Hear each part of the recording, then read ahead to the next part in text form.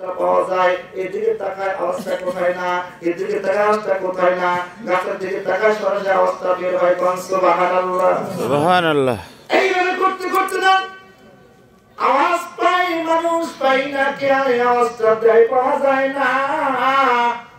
আল্লাহর বান্দা চিন্তা করলো আমি চিন্তা কি করি, এই বলে চোখটা বন্ধ করলেন। ও মাওলা আমি আওয়াজ দেখি মানুষ পাই না, আওয়াজ দেখি তোমার বান্দার পাই না, কি আওয়াজটা দিতেছে। চোখ বন্ধ করলেন, চোখটা খুললেন, খুলে নিচের দিকে তাকালেন, গাছের নিচের দিকে তাকালেন, শিকড়ের দিকে তাকালেন। আল্লাহর বান্দা তাকাইয়া দেখে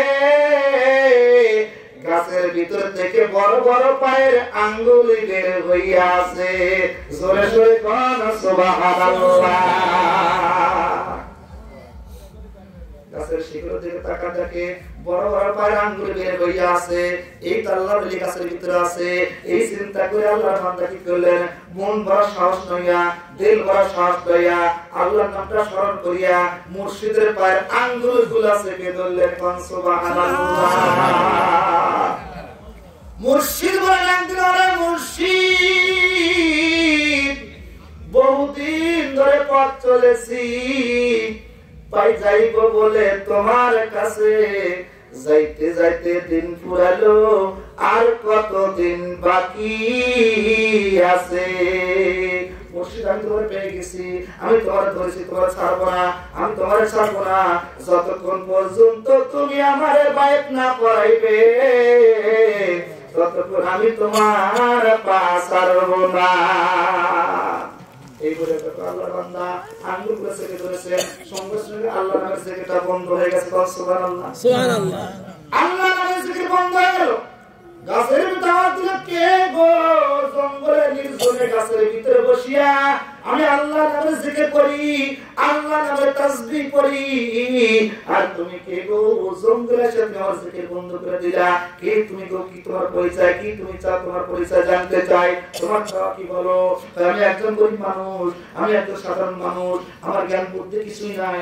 আমি আমার মাওলারে পাওয়ার জন্য একজন হক্কানি পীরে হাত ধরে বাদ করো, এইটা আমার মাকসুদ। সেই জন্য আল্লাহর ওলিকে তালাশ করতেছি। আমি খুঁজে খুঁজে জঙ্গলে এসেছি, আপনার পেয়েছি, আপনার আমি হাত ধরে বাদ করবো, বাদ করার পর আমি সেই পথে চলবো, চলার পর আমি রাসূলকে পাইবো, রাসূল আমার আল্লাহ পর্যন্ত পৌঁছা দিলে। সুবহানাল্লাহ। আমি যখন আমার আল্লাহরে পাইবো, আল্লাহর বলে আমি যখন কবরে যাব, অন্ধকার কবরটা আমার জন্য আলোকিত হইয়া যাবে।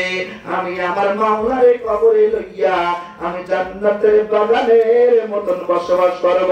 জোরে জোরে বলো সুবহানাল্লাহ। লা ইলাহা ইল্লাল্লাহ। জোরে লা ইলাহা ইল্লাল্লাহ। কালমা লা ইলাহা ইল্লাল্লাহ।